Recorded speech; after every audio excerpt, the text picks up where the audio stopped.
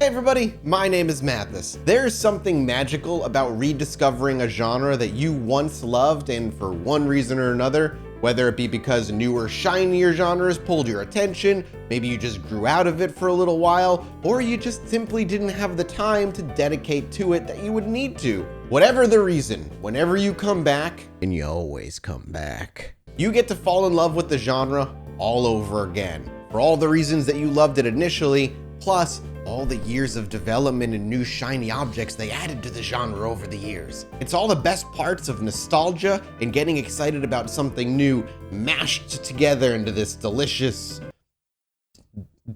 dumpling cake.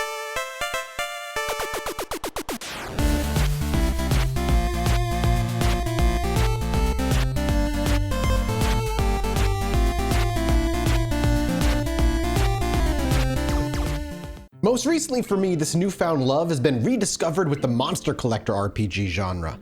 As a kid, I was massively into the OGs like Pokemon and Digimon, but that was over 2 decades ago. Anyway, nowadays there's a sea of monster collecting RPGs out there, ranging from your classic single-player driven experience to MMO or light MMO experience games, all bringing something new to the monster collecting RPG table. Is one that's had a demo out for a little while now and is targeting an early 2022 release, and that's Coromon. Being developed by Tragsoft, a small Netherlands indie developer, Coromon looks to take what everyone loves about the genre already and add in things players have been clamoring for years. So I've narrowed it down to 5 things that I'm the most excited for with Coromon. Pixel art is timeless. It's been proven time and again, even in a time where graphics can look hyper-realistic, that when done right, pixel art can, in my opinion, still look even better. Coromon clearly falls into the excellent pixel art category. Immediately reminiscent of an SNES game, Coromon lays on the cuteness with excessive thickness. Yeah, its world is bright and colorful and the chibi characters are all adorable, and sure, you can even customize your own character so that he's not permanently a 10-year-old. Look, my 10-year-old has a beard. But honestly, where the art truly shines is the Coromon themselves. I mean, just look at them. Look at them. All right, number 4 is gonna be simple and straightforward. I was just too charmed off my feet to leave it off this list. Maybe it's my age showing, I don't know, but all the Coromon say their name. Bezel. Yeah, okay, the game has really fun and a unique take on dungeons, and the story itself is a little more deeper and mature than a lot of other monster catching RPGs out there, which brings a new hook for older players like me, but I mean, listen to them! Okay, I guess we could talk about the meat of the game now, starting with number 3. If you've played any JRPG, then the combat will immediately be familiar. But it's what Coromon does with the combat that makes it slightly more unique than the rest and adds a lot of depth. First, it's important to note that Coromon has a bunch of types. 13 different types, from all the elements to spooky things like foul and dark magic and such. The Coromon will each be based on one of 7 types, and then they can have skills that will leak into 13 types total. Your standard rock, paper, scissors combat with that added depth of criticaling, extra effective or not that effective, is here and fully intact. However, one of the bigger things that they do differently is its SP point system. Each move is not limited to a number of times that you can use it. Instead, each move uses a set number of special points that are all pulled from the same pool. You could consider it like a stamina system. That way, if you have one really good move and you have a lot of SP points to play with, you might be able to use it more than just a handful of times. However, not all Coromon are built the same. Depending on your Coromon will, of course, directly affect their stats, including their SP pool. Catch a Coromon with low stats in the SP pool, then you have a lot less moves you can work with through combat. You want to keep an eye out for the Coromon that are going to be able to work with you in the long term. Along with doing just direct damage with physical or special attacks, you'll of course have a list of conditions you can inflict on other Coromon, including old favorites like burn, shock, curse, and poison, as well as things like haziness, freeze, and sleep. Coromon perfectly made its combat easy to pick up and difficult to master.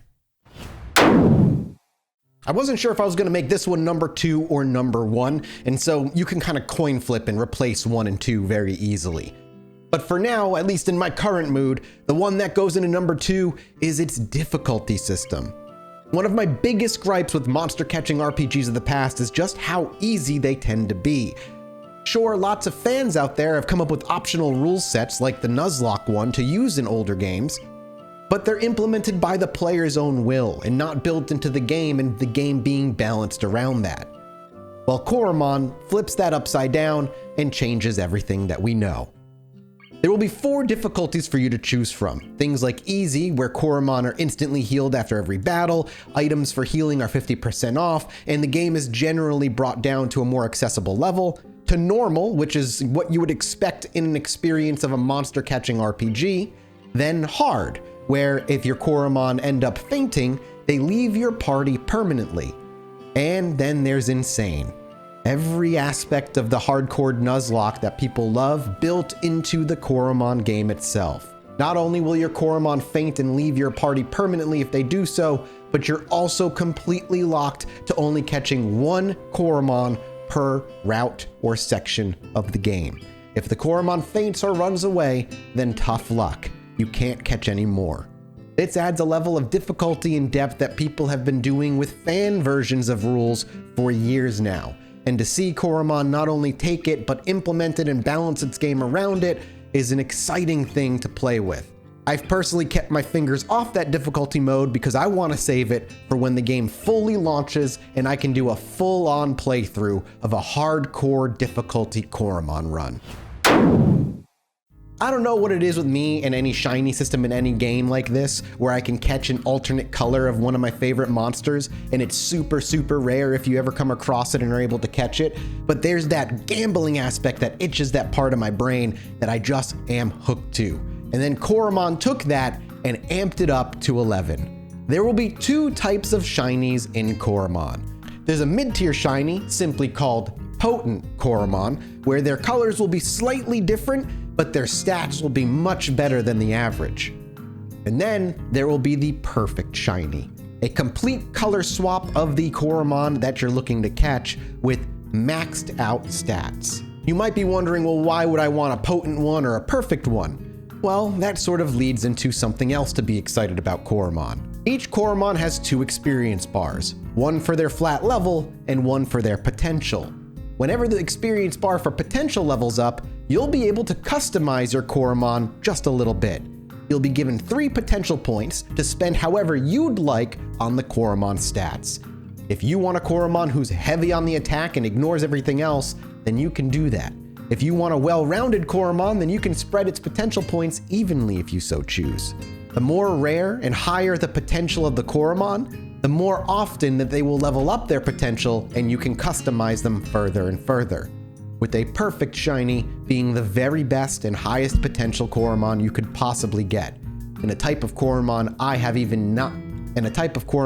even yet to run into in my playthrough. And that's just scratching the surface of what this game has to offer. There's gonna be even more things, like having an optional rule where you can maybe even steal other trainers' Coromon. That's like a level of hardcore I don't even know if I want to play with, but you know I gotta check it out. And if all this sounds interesting to you, you can go get the demo right now over on Steam for free and see if this is something that you're gonna want when it comes out.